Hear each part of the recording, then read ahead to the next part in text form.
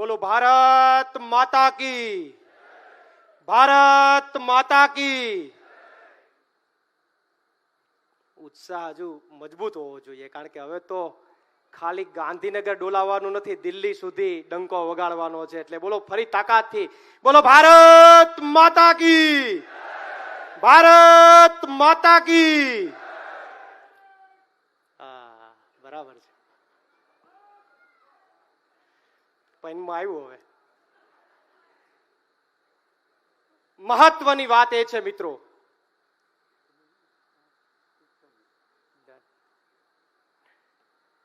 મહત્વની વાત એ છે કે આજે અમદાવાદના પટાંગણમાં આપણે બધા જે ઉપસ્થિત થયા છીએ, આજે આપણો તો ખુશીનો દિવસ છે, પણ હું એટલું કહી શકું કે આજે ગુજરાતના એક એક વ્યક્તિનો ખુશીનો દિવસ છે કે ગુજરાતમાં બદલાવના સૂર હવે શરૂ થઈ ગયા છે. પાર્ટીમાં ઘણા બધા ઉતાર ચઢાવ આવ્યા. પાર્ટીના ઉપસ્થિત તમામ કાર્યકર્તા અને પાર્ટીના મંચસ્થ તમામ મહાનુભાવોને હું અભિનંદન પાઠવું છું કે પાર્ટીમાં ઘણા બધા ઉતાર ચઢાવ આવ્યા. ઘણો બધો ડાઉન સમય આવ્યો, ઘણો બધો સારો સમય આવ્યો. આ ડાઉન સમયની અંદર માનનીય ઈશુદાનભાઈ ગઢવી, માનનીય મનોજભાઈ સોરઠિયા, એમના નેતૃત્વમાં આપણે બધાએ સાથે મળીને પાર્ટીને ટકાવી રાખવાનું જે કામ કર્યું છે એ પણ અદ્ભુત છે. અને સાથે સાથે વિસાવદરની ચૂંટણીમાં ગોપાલભાઈ ઇટાલિયા ઉમેદવાર બન્યા, લડાયક નેતા તરીકે ઉમેદવાર બની અને ઉભરી આવ્યા.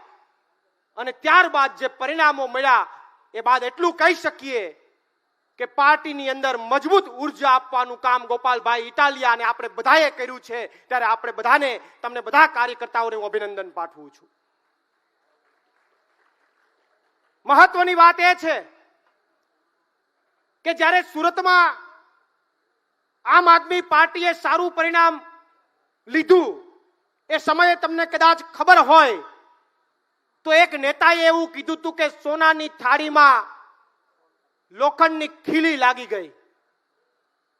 એક નેતાએ ભાજપના એવું કીધું હતું કે સોનાની થાળીમાં એક લોખંડની ખીલી લાગી. કોણે કીધું હતું? હું પણ બોલી શકું, પણ મારે તમારી પાસેથી બોલાવવું હતું. કોણે કીધું હતું આવું? કોણે?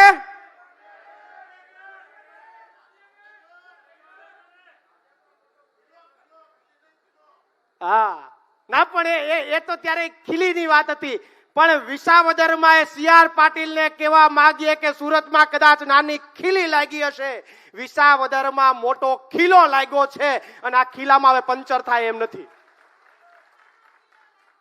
મોટો ખીલો લાગ્યો છે. ટાયરની અંદર પંચર કરવા જઈએ, ગાડી ચલાવતા હોય ને પંચર કરવા જઈએ તો ખીલી લાગે તો પંચર થાય. ખીલી લાગી હોય તો હજી પંચર થાય, પણ મોટો ખીલો લાગી જાય પછી પંચર ન થાય. એમ વિસાવદરમાં મોટો ખીલો લાગ્યો છે. હવે ભાજપનો જે હવા ભરેલો ફુગ્ગો છે એમાં પંચર થાય એમ નથી. એની જેટલી હવા છે બધી નીકળી જવાની છે હવે, અને નીકળી ગઈ છે. નીકળી ગઈ છે. ચૂંટણી પહેલા જે ડંફાસો મારતા હતા, મોટી મોટી વાતો કરતા હતા, એ બધાય બંધ થઈ ગયા છે. એ બધા શાંતિથી બેઠા છે. પણ મહત્વની વાત મારે આપને એ કરવી છે કે કોંગ્રેસે પણ ત્યાં જે ભૂમિકા ભજવી, કોંગ્રેસે પણ જે ચર્ચાઓ કરી, મને તો એ નથી સમજાતું ઈશુદાનભાઈ કે હારું આ કોંગ્રેસને ચૂંટણી લડતા તો નથી આવડતી, તો અટાણા સુધી ખબર હતી, પણ કોંગ્રેસને ચોરી કરતા નથી આવડતું. લ્યો કરો વાત. કોંગ્રેસને ચોરી કરતા નથી આવડતું. ઈ બીજેપી વાળાએ લગ્નના ઘોડા ઉપર લગામ મારી કે લ્યો 2 કરોડ રૂપિયા. ઈ ચોરી કરતા એ પકડાઈ ગયા. એટલે હવે ગુજરાતની જનતાએ નક્કી કર્યું છે, ગુજરાતની જનતાએ નક્કી કર્યું છે કે હવે ગુજરાતની અંદર બીજેપીના શાસનને ડગમગાવવા માટે અને બીજેપીને જડબાતોડ જવાબ દેવા માટે કોઈ એક પક્ષની અંદર તાકાત હોય કે કોઈ એક પક્ષના નેતાઓની અંદર તાકાત હોય તો એ માત્ર ને માત્ર એક જ વ્યક્તિ છે, એક જ પક્ષ છે. હવે કોઈ એબીસીડી જેવા ઓપ્શન નથી. હવે માત્ર ને માત્ર કોઈ પક્ષ હોય તો એ આમ આદમી પાર્ટી છે, આમ આદમી પાર્ટી છે ને આમ આદમી પાર્ટી છે. હવે એબીસીડી નો ખેલ પૂરો થયો. ઘણા એમ કહેતા હતા કે બી ટીમ છે ને સી ટીમ છે ને પૂછડું ટીમ છે ને ઢીકણું ટીમ છે. નહીં, હવે ગુજરાતમાં માત્ર ને માત્ર એક જ પક્ષ છે કે જે સત્તા પક્ષને ડગમગાવી શકે, સત્તા પક્ષના પાયા ઉખાડીને ફેંકી શકે, અને એ માત્ર ને માત્ર આમ આદમી પાર્ટી અને આમ આદમી પાર્ટીના કાર્યકર્તાઓમાં તાકાત છે. ત્યારે આ વિશ્વાસને મોટો કરવાનો છે, આ વિશ્વાસને ઘર ઘર સુધી લઈ જવાનો છે. આ વિશ્વાસ, લોકોએ જે વિશ્વાસ મૂક્યો છે, ઘણા બધા લોકોના વિસાવદરની ચૂંટણી પછી ફોન આવી રહ્યા છે કે અમારે તમારી પાર્ટીમાં આવવું છે, દેશ હિત માટે આવવું છે, તમે લડો છો એ અમને ગમે છે.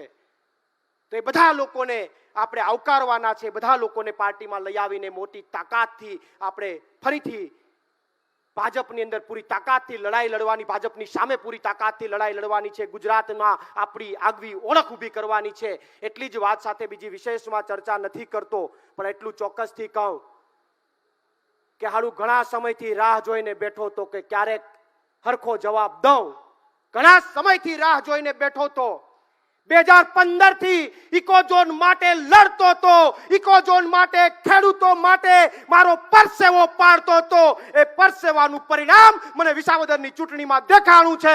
ત્યારે ગીરની જનતાને પણ હું અભિનંદન પાઠવું છું અને એનો આભાર માનું છું કે અમે તમારા માટે લડવા નીકળ્યા તો તમે અમને આશીર્વાદ આપ્યા છે. અને હજુ આ મંચ ઉપરથી કહેવા માંગુ કે યુવાનો અને ખેડૂતો માટે તો લડતા રહેશું, પણ ભાજપમાં તાકાત હોય તો ઇકોઝોન હજુ એમનેમ યથાવત રાખે. આવનારા સમયમાં તાલુકા પંચાયત, જિલ્લા પંચાયત અને આજુબાજુની સરાઉન્ડિંગ 10 વિધાનસભાઓમાં તમારો પરસેવો ન પાડી દઈએ તો નામ ભૂલી જજો. એ વાત સાથે અહીંયાથી લલકાર ફેંકું છું. અને આ એ પાર્ટી છે કે અહીંયા ડિસિપ્લિનથી ચાલનારી પાર્ટી છે. અહીંયા કદાચ કોઈ આડું અવડું થાય તો કદાચ ગમે એવડો મોટા કદનો નેતા હોય એમ લાગે કે અહીંયા સુકારો આવ્યો છે તો એ દાઢીને કાપતા પણ આ પક્ષ વાર નથી લગાડતું. આ પક્ષ લગ્નના ઘોડાને 1 સેકન્ડમાં બહાર ફેંકી દે. આમ આદમી પાર્ટી છે ને એનો મને ગર્વ છે. એટલી જ વાત સાથે મારી વાણીને વિરામ આપું છું. આભાર.